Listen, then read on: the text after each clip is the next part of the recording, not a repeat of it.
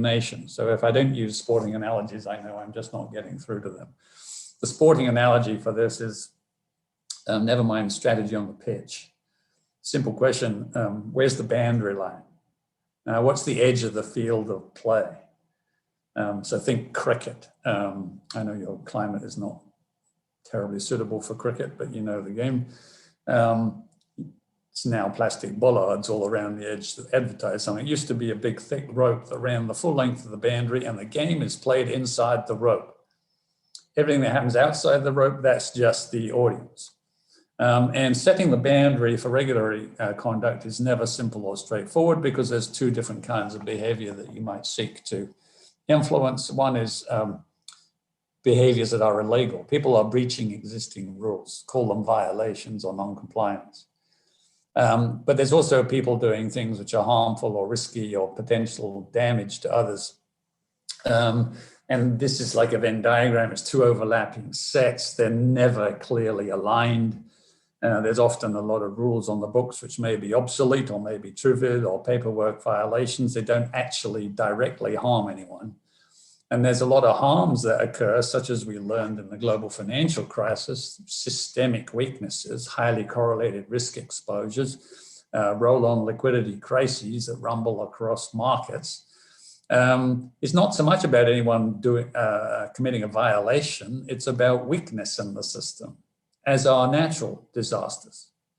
Now we worry about high-frequency trading algorithms interacting in unpredictable ways and producing potential for flash crashes on the markets. Just like, air traffic control, air traffic congestion is not necessarily involving any violations by any pilot or airline. So there's plenty of stuff here. Where do we begin? Obviously in the middle. That's a no-brainer, because this behavior has already been recognized as illegal. The risk has been recognized. It's been through the democratic process of rulemaking. So you have a means and you have funding, because the funding tends to go with the statutory authorities. And it's important because it's in this right-hand circle. So that's the easy part. All regulators would begin in the middle. But then the next question is a bit tougher. It's only been around about 4,000 years. It'll be with us for as long as we have democratic governments on Earth, which I hope will be a good long time. Where next? If you've got some time left over, do you want to do more compliance work, even though there's no real harm attached? Or do you want to do more harm reduction or risk control, even though there's it's outside the domain of recognized rules on the books?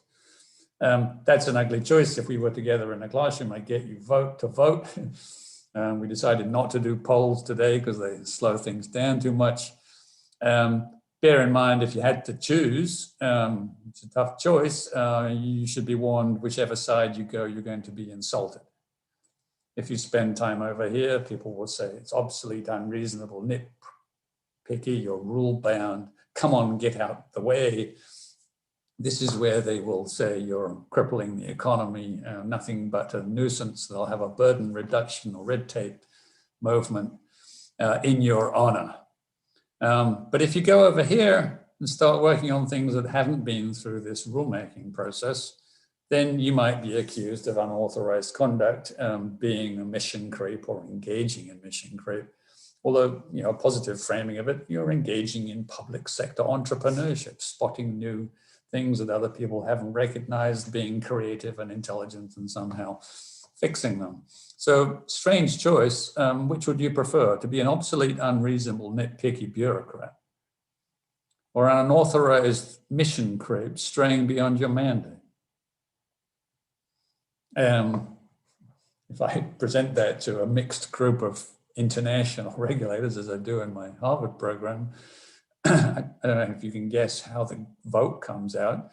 It comes out mostly 80% over here, 20% over there, or 90 here and 10 there. Even in some fields like public health and environment, where a lot of trouble is much less to do with violations, 100, 0.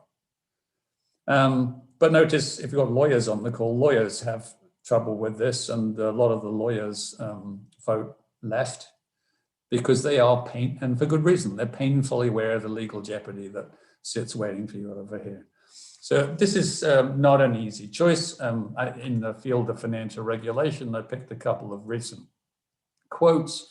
Mick Mulvaney, who you may have heard about, he was for a while acting director of the CFPB in Washington under the early Trump administration, and he ended up also being acting chief of staff for a while in the White House.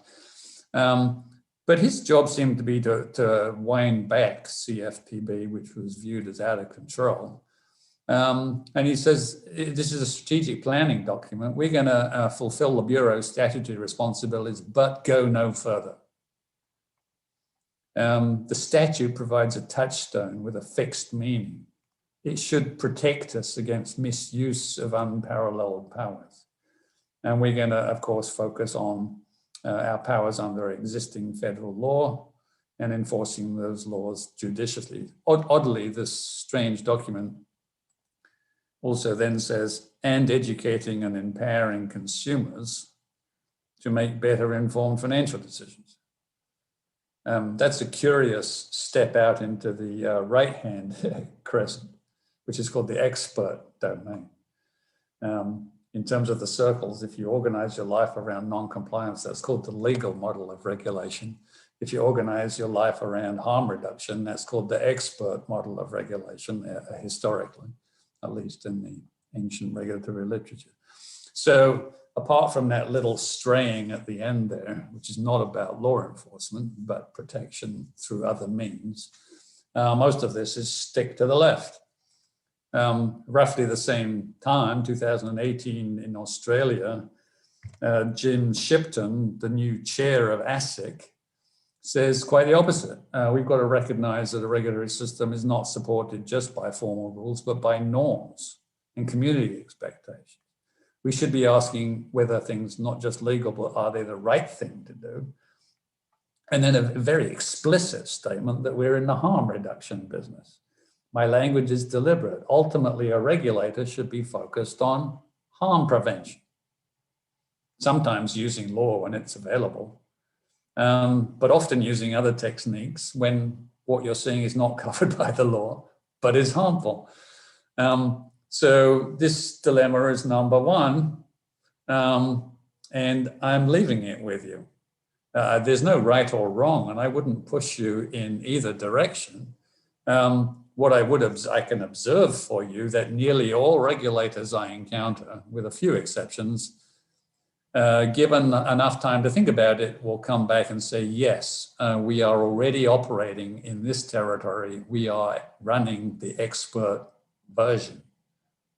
But they're often doing that subconsciously and not having made any explicit decision.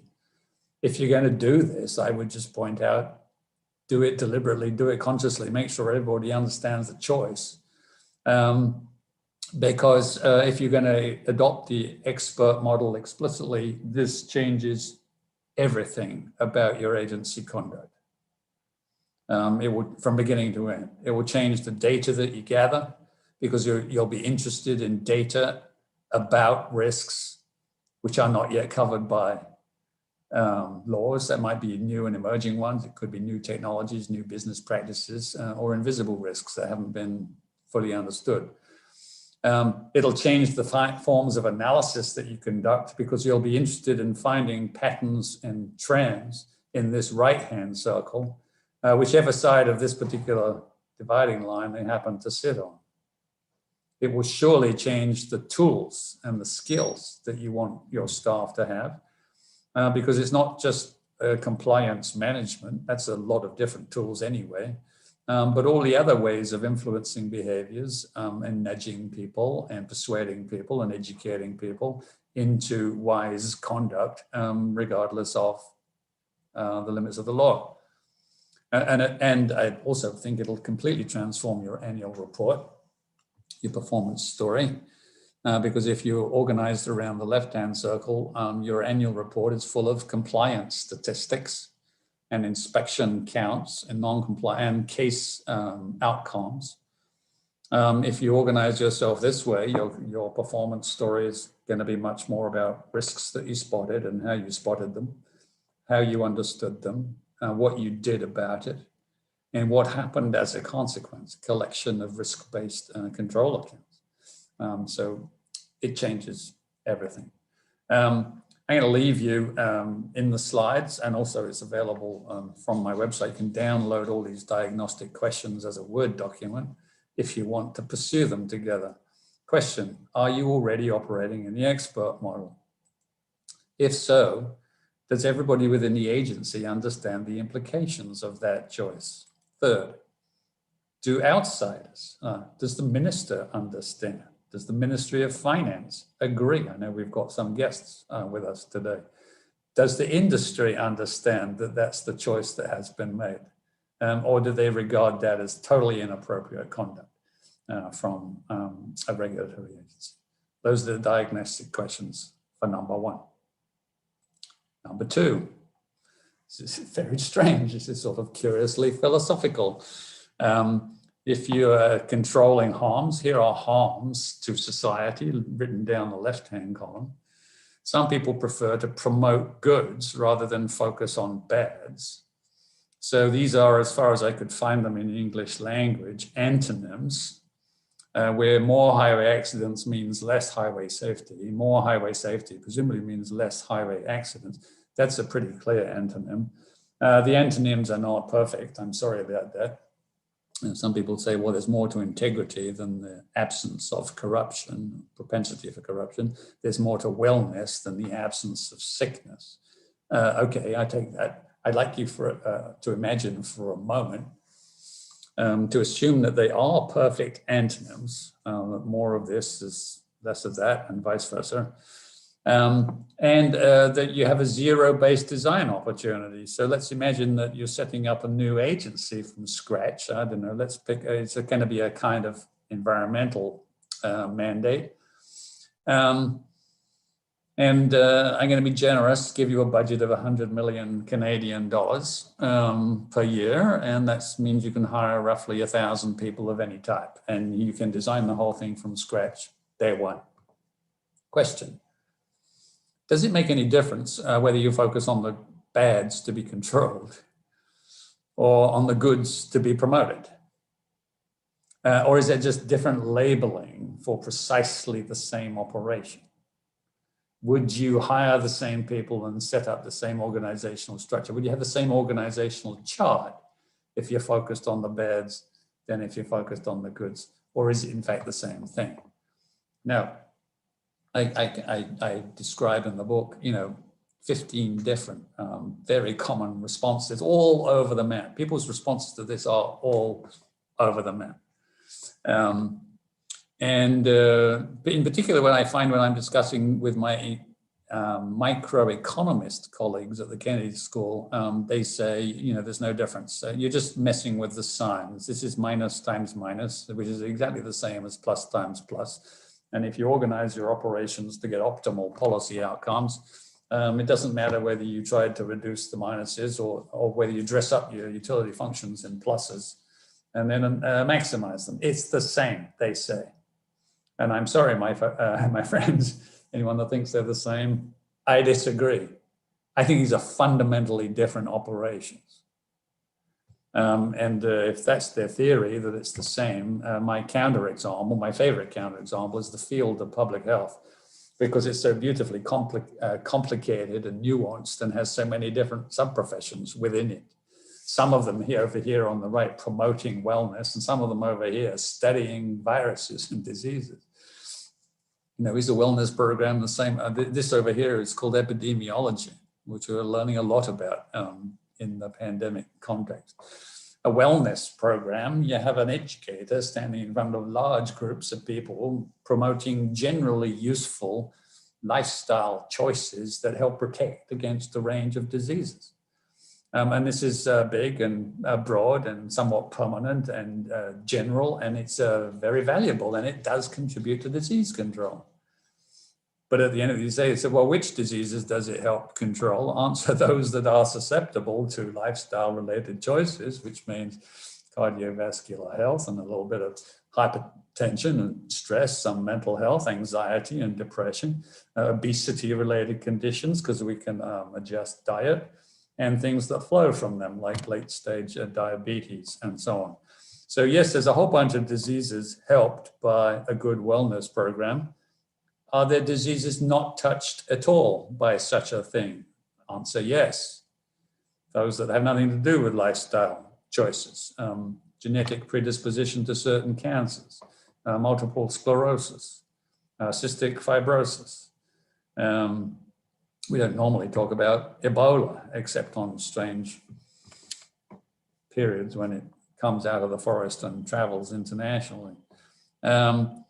Meanwhile, there's another group of people in this public health domain sweating over the diseases themselves. They don't work in classrooms, they work in labs. They don't wear suits and ties for teaching, they wear lab coats or even hazmat gear on a bad day. And if you want to understand the way they work and the way they think, look on their bench. What is the first instrument that everyone has to have as an epidemiologist in the lab? The answer is a microscope. We didn't need a microscope for a wellness program. They all have microscopes. What's under the microscope? Answer, the bads, the pathogen, the virus, or something to do with it. I mean, they do look at good cells, healthy cells also, but normally just for the sake of comparison. And if it's not actually the disease that they're studying, it's something that supports the disease mechanism, like the mosquito that carries the Zika virus, or the capillary system that supports early tumor cell development. Why are they so intently studying the bad? Answer, so that they can engage in what I call creative acts of sabotage. They want to figure out how the wretched thing works so they can kill it, defeat it, undo it, destroy its mechanism or its vectors or its transmission system or something that it depends upon.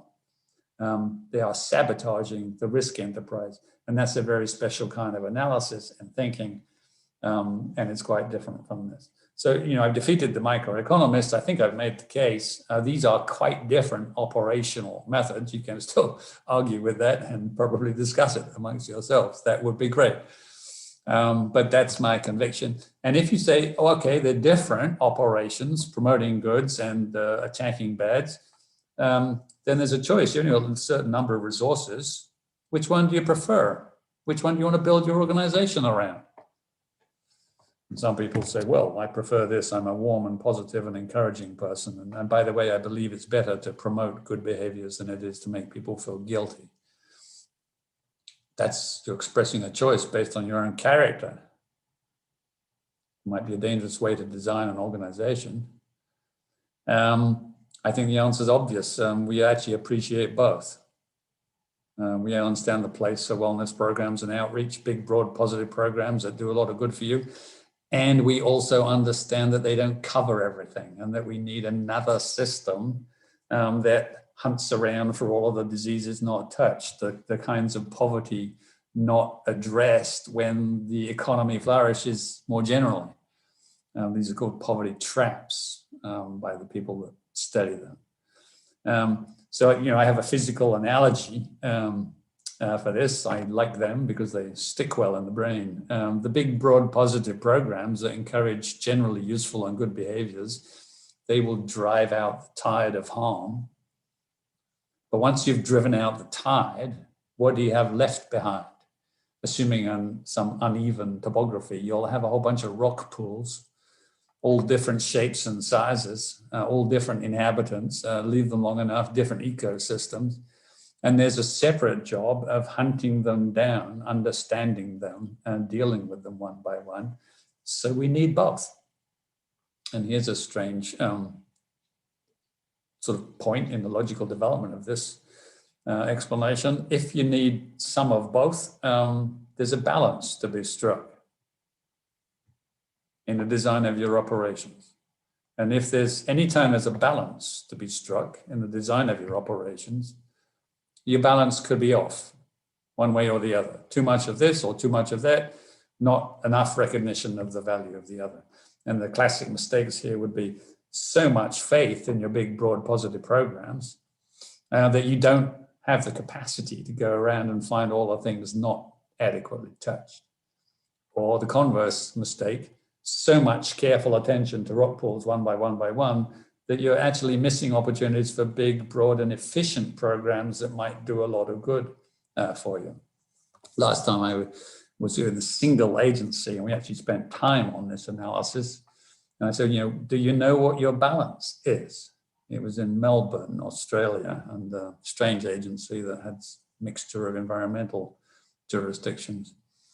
And the woman who was the hosting of the event said, oh, yes, we are like 95% here on the right and about 5% here on the left. And she said immediately and without any prompting from me, and that's not right. 95-5. There's no right answer. There's no mathematical solution for this. But diagnostic questions. What do you think the current balance is? And do you have any reason to think that it's off one way or the other? That's chapter 2. I'm astonished that this sort of philosophical distinction between promoting goods and controlling bads doesn't get general attention in the risk management literature. And I think that's because the risk sciences are so focused on individual perception and heuristics and biases and why we get things wrong or why people behave the way they do confronted with a risk, that it's all about human individual perception and response. We haven't really got the organizational theory that goes with risk control. And this is one of the pieces of trying to develop such a thing. And because there's no sort of organizational theory of risk management, then it's left to practitioners like all of you to figure it out. I'm trying to help. That's number 2. Number 3, I'm going to fly faster now because I'm on a strict time budget. Number 3 is about the emergence of craftsmanship, and my 2000 book, The Regulatory Craft, that some of you know, is all about that. The idea of craftsmanship is simple. I'm master of all of my tools. I have no preference for any of them. Regulatory craftsmanship as a concept gets rid of 2 evils if we embrace it effectively. One is the swinging of the pendulum, which I've described here. The pendulum swings back and forth from harsh and aggressive focus on enforcement. When people say, come on, back off, we're all responsible. So now we focus on the softer, gentler methods and cooperative partnerships.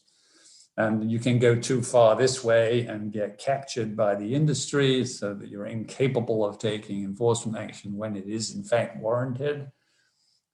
Read the Haynes Commission report on ASIC in Australia for a recent example. And then if something terrible happens, like global financial meltdown, or a chemical plant blows up, or a mine explosion kills dozens of miners, then all of a sudden your pendulum is yanked back over here. The swinging of the pendulum back and forth, according to John Braithwaite and other scholars who have studied this, natural period 10 to 20 years in big agencies. I don't think we need a swinging pendulum. We should get rid of it all forever, once and for all. There's no reason to have a pendulum that swings. Second evil that craftsmanship gets rid of is the persistence of ideological preferences for tools, where you've got people inside regulatory agencies that say, I believe in enforcement. And then a separate group that says, no, we don't. We believe in everything else, at least everything else first. Okay, we have to have enforcement occasionally, but it's better not to talk about it because it causes grief. And the minister doesn't like it and upsets the industry. So we prefer to focus on customer service. Big mistake. The regulated industry is not your customer.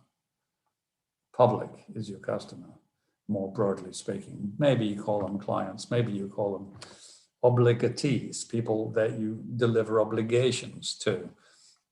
Careful with the language of customer service. It tends to, it'll come back to haunt you after the next disaster. The public will say, did you really think these people were your customers? So how to unravel this ugly dichotomy? Answer, embrace craftsmanship. And that means focusing on the purpose. That means curiously picking one of the two circles from my first picture. I picked the right-hand circle, the expert model. We are in the business of risk control. If you don't like that and you prefer compliance management, you can put that here too instead. That's the strategic determination of the purpose. And as soon as you have done that deliberately, then what have you done to the arguments about tools? I think you've actually demoted them to the tactical level. Any decision about which tools to use aren't decided in general. They are not decided at the agency level. They are not decided as a matter of course or a trend over time. They are problem specific. Once I know what I'm working on, once I know who I'm working on, then is the time to pick tools. And the same goes with regulatory style. Some people say, should we be harsh and aggressive? We want to be feared.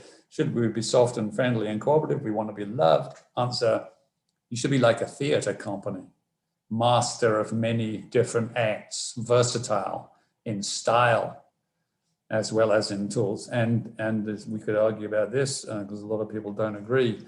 But the choice between preventive, proactive, reactive methods, the time for intervention and the unfolding chronology of any risk, that too should not be decided in general because the optimal solutions here are risk specific and different for lots of different risks. So that's the notion of ordinary craftsmanship. My hobby is woodwork. I don't know what yours are, but if I go into the area of my basement currently where all my tools are, I don't walk in with a tool-centered mindset. If I did, it would be weird. What would it sound like? Oh, today, hammering. Or worse, I am behind in my quota of holes. So my object by coffee time is drill at least 200 holes, at least 3 inches deep and a 1/4 inch round, just to catch up. Craziness. You never think like that. No, it's something that I'm making or something that I'm mending. And I absolutely understand that there's never a one tool job. It's usually 10 tools at least in sequence and in combination. Well, so it is when you're dealing with a serious compliance problem or a harm reduction endeavor. Ordinary notion of craftsmanship. I lay out in the chapter a hypothetical conversation. Actually, it's not entirely hypothetical, but if you're talking to somebody who's about to become the commissioner of a regulatory agency, they're going to take over, and you're preparing them for their first press interview, which will be on day one. What are the journalists going to want to know? They're going to want to know which way, Commissioner, are you going to swing this pendulum? Commissioner, are you going to take enforcement more seriously now? And the answer is, I hope, I am prepared to consider the full range of regulatory instruments. And they'll be a bit bemused. And another journalist says, well, does that mean you're going to be more friendly and cooperative and listen more carefully to the industry? Because that's what the industry is complaining about. Answer, I am prepared to use the full range of regulatory instruments. And they'll get more and more frustrated as they try and get you to pin yourself one way or the other. And eventually some journalists will say, well, I understand you're going to use everything. How are you going to decide? And the answer is, well, I'm not going to decide in general. I'm not going to decide at the agency level. It's not part of my strategy to decide. We'll decide only once we understand what is the problem that we're dealing with, who are the players that are involved, what are the motivations that got them to this behavior, what are our options in trying to influence or change their behavior. And only then at that point, when I understand their motivations, their capabilities, and their likely responses, then I will decide which are the relevant tools, like an ordinary craftsman or craftswoman. That's the notion. Simple idea. Oh, unbelievably difficult, though, to incorporate. Diagnostic questions. Who is it? if you understand regulatory craftsmanship, then who within your agency is actually expected to exercise it? Tell me their name, or maybe it's a committee. Often agencies say, I understand craftsmanship, I don't know who does it, or at what level it happens in my agency. Whoever it is, we need to know that they're authorized to carry out the role, that they're adequately supported as they carry out that role, and are suitably trained for that role. That's number 3. I'm going to just tell you what number 4 and number 5 are. Number 4 is very familiar. It's about the balance between program-centric and problem-centric behaviors.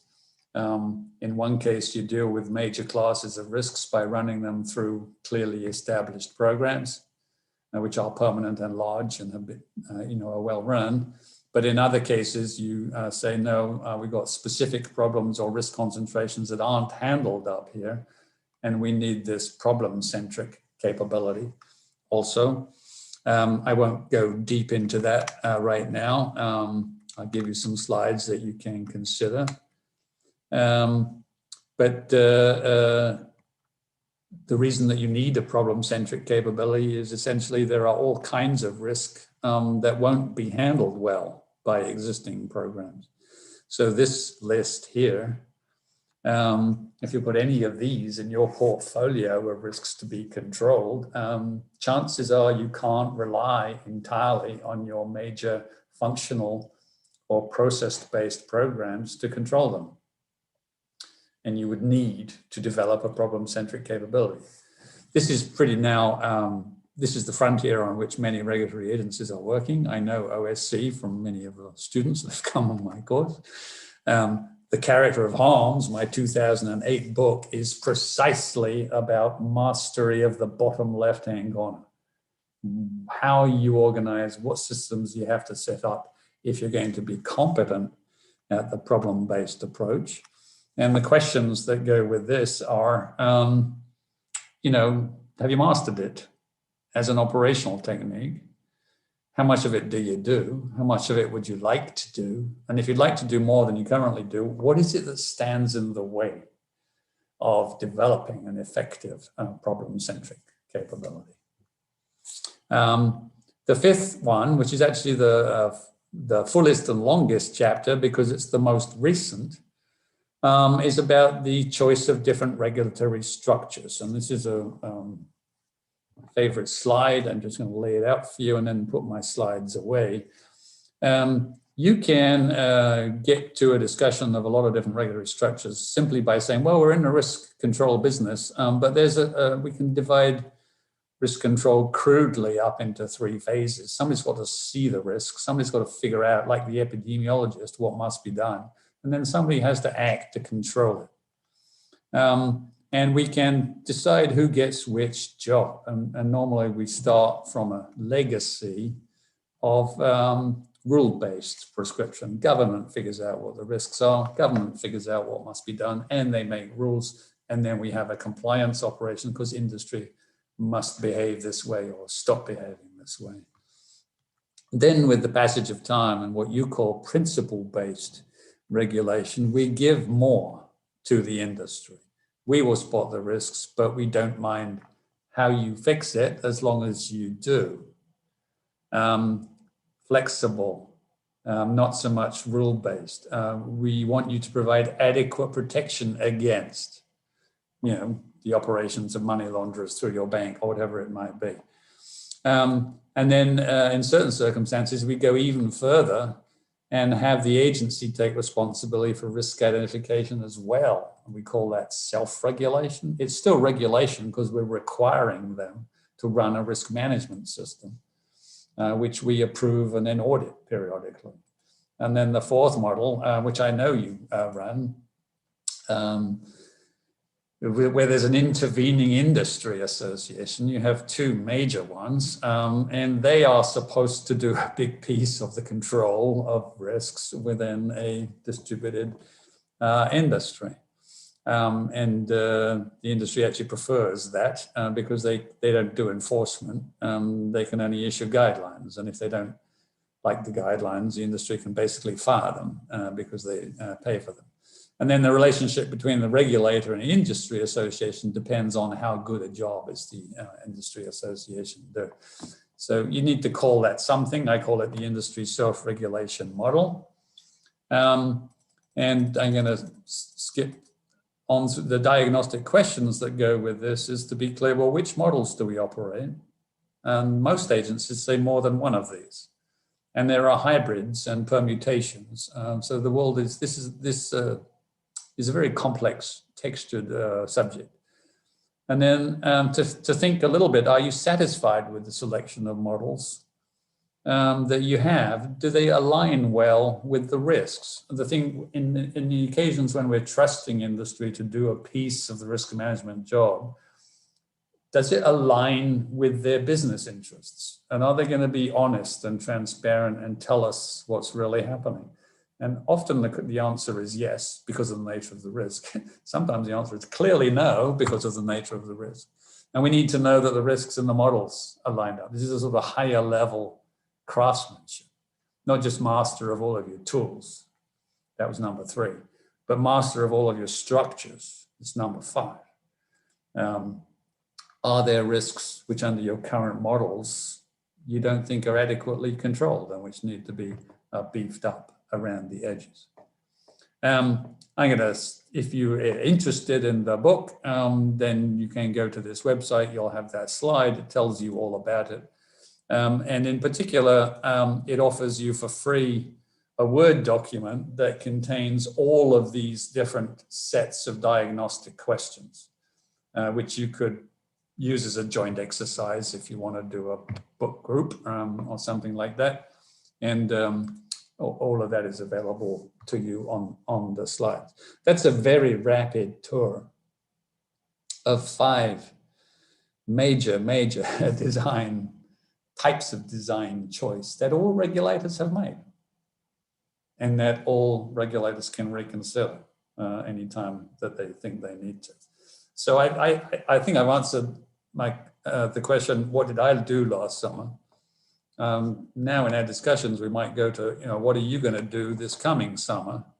And with these various reviews in operation, and on which of these fronts, I don't suspect it's all of them, but on which of these fronts is there an opportunity for important movement? I know OSC has a phenomenal reputation for competence, sophistication, and professionalism. There's always room to make another step. Thank you very much. Thank you, Malcolm. That was a really interesting mix for us of a tour through a conceptual and theoretical framework, as well as lots of very practical advice and thoughts. So we're now going to move to the Q&A portion of our session. And to remind participants, on your call, you go to the more function, the 3 dots on the right, and there's a chat function in there, and you can feed through to me questions, and I'll raise them with Professor Sparrow. I've got a couple of my own while I'm waiting for people to start to weigh in. So why don't I kick it off with a couple, and then we'll weave in participants' questions. So first, given that the OSCs has an independent but accountable legal and statutory relationship with the Ontario government and the Minister of Finance, how do you think that, how should the political imperatives of the government be calibrated at the policy level and the operational level, or both? Well, the core business is still harm reduction. Yes, there's a greater degree of independence in the statutory arrangements, presumably insulates you a little bit better from the political winds of change that blow back and forth, but I'm sure they don't isolate you completely. And I often get asked by regulators, how on earth can we stand up against political, basically improper political interference or unhealthy political interference? And I recognize the dangerous connective layer between career and political realm. I also recognize that we all live in democracies, and so your political masters have absolute right to pass down their preferences to the professional level. The problem arises when the regulators say, we really understand this business, and the new minister doesn't, or the vice minister or whoever now is wielding some big stick in a particular direction. They aren't experienced enough or expert enough or sophisticated enough. Them having influence over us is dangerous. And at that point, I say, well, who amongst you are skilled at political management? Because it's time for them to step forward. I've actually done this in the class, and, at Harvard. If I got 80 people in the room and I say, well, amongst the 80 of you, who's expert at information technology? 5 hands, 10 hands will go up. If I say who's expert at human resource management, 8 hands will go up. If I say who's expert in legal analysis, 20 hands will go up. I say who's expert at political management. Usually no hands go up. So there's a piece of our education and training for career professionals, how to handle responsibly and responsively political pressures. There's no simple answer to it. It's a range of skills that I think is incredibly valuable and surprisingly rare. Thank you. So next question. To a certain extent, it's the reciprocal, but given the OSC statutory mandate and its position in regulating capital markets in Canada, which of the various regulatory craft approaches do you think may be well suited for our agency? Well, that's a tough one for me to answer because I don't know. I read the background external reports. I actually checked my records the last time I sat down with OSC people and did, an in-depth conversation with you. It was 2001. Now, 20 years ago, I have met OSC folks in the context of CSA meetings, some more recent, but I wouldn't pretend to know which of these frontiers is the one on which you currently need to move or want to move. And that's why I lay out several. And my job as an academic is to sort of float around the place and see what's happening and then try and draw out common themes that turn out to be important and which would be transportable or generalizable to others. And then if I can boil the whole thing down into one picture, like the ones I've just shown you, I will, because they turn out to be implanted in your brain quite easily and very useful diagnostic devices. But to say which of these frontiers is the one that counts now for OSC, I wouldn't be, I'm not arrogant enough to pretend I know. That's why I give you several. You must choose. I think you'd want to give 5 minutes discussion to each one to decide which one needed an hour and then which one needed a week. Thank you. So one more from me, and then participants are starting to weigh in with questions. Something in terms of a current event. So with regard to the market trading events of this week regarding GameStop and other companies on Reddit and other social media sites, which we've all been following with great interest, some horror. I won't ask you about it specifically, but how should professional risk managers conceptualize these events, and what regulatory approaches should guide their thinking, apart from statutory mandate and existing laws and regulations? Well, my guess, I've read the accounts and watched this one with some interest also. My guess is that it fits in the right-hand circle of my very first diagram. Here is a market behavior that is very large numbers of relatively small investors acting in concert to produce major market moves, which could be which you might call major market distortions. It reminds me a little bit of when the growth of high frequency trading algorithms and their interaction effects, which were difficult to predict or to understand, could produce massive market movements in certain stocks. And it's not illegal. As far as I'm aware, nothing illegal has been done, but it's a new phenomenon, which certainly is worth examining. Just like Bitcoin, even if you don't want to regulate cyber currencies, then at least a financial regulator would want to know what they should tell their consumers and how they should warn them about certain classes of investment. It's figuring out your responsibilities in that right-hand expert segment that this brings to mind for me. And the more we see it, the clearer we'll understand the problem and figure out whether in fact it does need to be regulated or controlled. The answer, I understand, for high frequency trading algorithms was gates and trips and monitors that just slow things down to the point that market distortions can be corrected before they get to be quantitatively too large. This probably belongs in that category.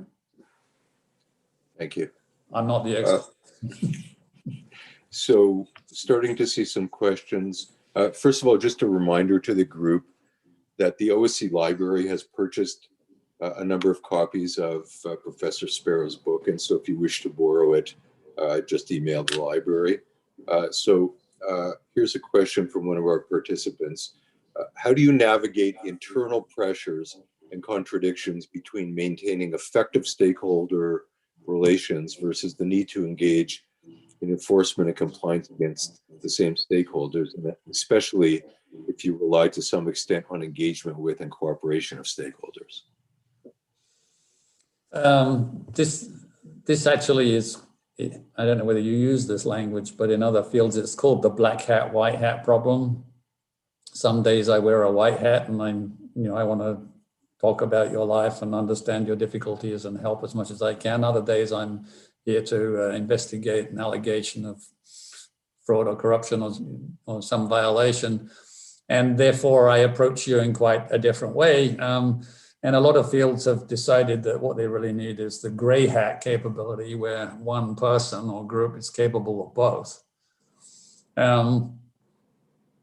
There are surely times when hard-edged enforcement action and the investigations that lead up to it needs to be protected and separate because there's confidential information, there's procedural rights of the accused, there's intense media interest and a high level of scrutiny of the judgments that will be made.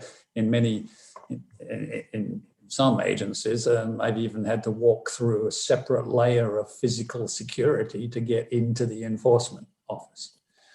So there are good reasons for it to be separate.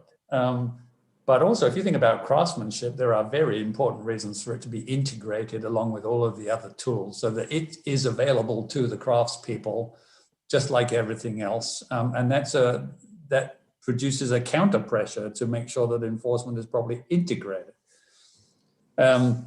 Some agencies find it easier to have a regular point of contact with an industry who is generally on the cooperative white hat side.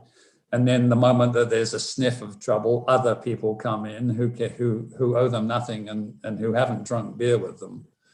Who aren't compromised in any way, in order to make sure that a rigorous enforcement action is not in any way compromised by an existing relationship. If you have a chance to review the videos of the Haynes Commission in Australia, when Jim Shipton, Commissioner, is being interrogated by the commission, one of the most interesting pieces here is where they discuss the fact that ASIC goes and sits down with bank managers and executives all the time. And do they keep minutes of the meeting? And do they keep track of everything that is discussed? And by the way, is it appropriate for you to be meeting regularly with these people that you might end up being required to take enforcement action against? And the general modern regulatory answer is yes, as long as I don't imagine that I'm somehow, what's the word, that I don't owe them anything. Right, beholden or too cozy. That's the word. Thank you. That's the word I was looking for. I'm not beholden to them at all. And choosing which attitude, it's tactical, it's risk specific, and I can be your friend on this issue while I'm investigating on that issue. These are ordinary puzzles of craftsmanship and the way that they translate into the nature of the relationships that you form. If regulators, my stereotypical regulator wakes up in the morning and says, do I want to be loved or do I want to be feared today or in general? And the answer is neither. I want to be respected. And the answer, in terms of the relationship, the answer to the what does it mean to be a risk-based regulator, the answer in terms of relationships is I am utterly focused on my risk control mission. And if you're with me, then I'll cooperate with you. But don't assume I'm going to be with you if you don't.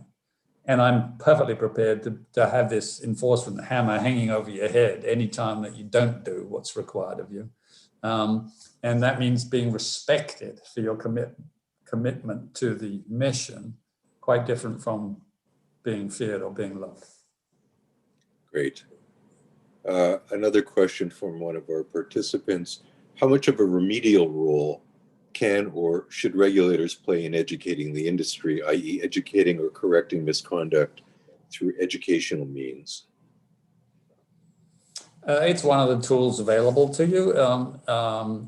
If you go back in the regulatory history, back as far as 1992, Braithwaite and Ayers, the problem of regulatory unreasonableness and the development of the enforcement pyramid. I mean, their basic argument was the pyramid was upside down before that. It was enforcement first, and we didn't pay enough attention and exploit the benefits from cooperation and education and outreach and persuasion.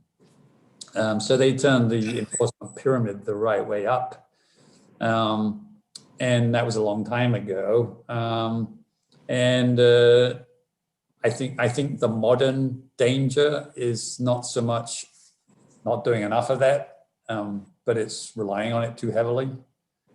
And if you're dealing with white collar crime and serious sophisticated opponents, and you think that the answer is education and guidance, they'll be laughing at you behind your back. They need surgery. Just as, if it's genuine ignorance widespread across an industry, you walk in with the enforcement hammer, you'll look ridiculous and unhelpful and promote a lot of political resistance. So understand the players, understand their motivations, understand their willingness and their competences, and then decide, is this an education job with a wide, broad payoff? Or is it bad players that need to be taken out? Great. One last question for you, and then we're going to wrap up. Any thoughts that you may have for us today as we work through the execution and implementation of our burden reduction report and the various initiatives outlined in the task force report as general propositions? I often get asked to give a lot of support to regulators when they're under a burden reduction or deregulatory movement. And so I've looked at the worst cases, the Abbott government's attacks in 2014 through 16, the very early Canadian smart regulation movement, which was like 2001 onwards. And of course, the American ridiculous political swinging of the pendulum back and forth between de and re-regulation. I read your report, so they seem pretty balanced to me. I think there's not much to worry about. What I worry is when the outside group is saying nothing but a burden, we need to wind back regulation and decrease the burden, and they don't say anything about the need to maintain protections. but your documents and your context, they've said plenty about, we are not about to undo protections. We understand the need for them. We're not necessarily going to ditch any rules except for those that are obsolete or unnecessary or duplicative or contradictory. That's ordinary housekeeping, to clean out the cupboard of rules from time to time. And then regulators need have no worries in terms of their conscience and the reasons that they joined up. You're not giving people permission to break rules. You're just obliged to make compliance easier, more accessible, more convenient, and cheaper through mostly process engineering and organizing compliance so that it can be done more sweetly. And by the way, if you do all of that, make compliance, which is still required, easier, cheaper, more convenient, compliance rates go up, which actually helps your mission. It doesn't damage it. So I think that your setting and your context, I was comforted by what I read. You don't have this wild lurch from left to right and back again, as I have seen in some other places. So I would wholeheartedly recommend healthy engagement with this as work that regulators should probably be doing anyway. Great. Well, that's great. So, Professor Sparrow, thank you. Really, on behalf of all the participants today, your talk was, as we expected, interesting, thoughtful, insightful, challenging, very informative, and giving us a real good mix of practical advice with a framework within which to think about these issues. All very helpful. I want to thank all of the participants for attending today and for their participation, and we look forward to engaging with you again sometime in the future. So thank you, and thanks to all of you. Thank you all very much. Appreciate the opportunity and hope it's somehow useful to you. Okay. Bye.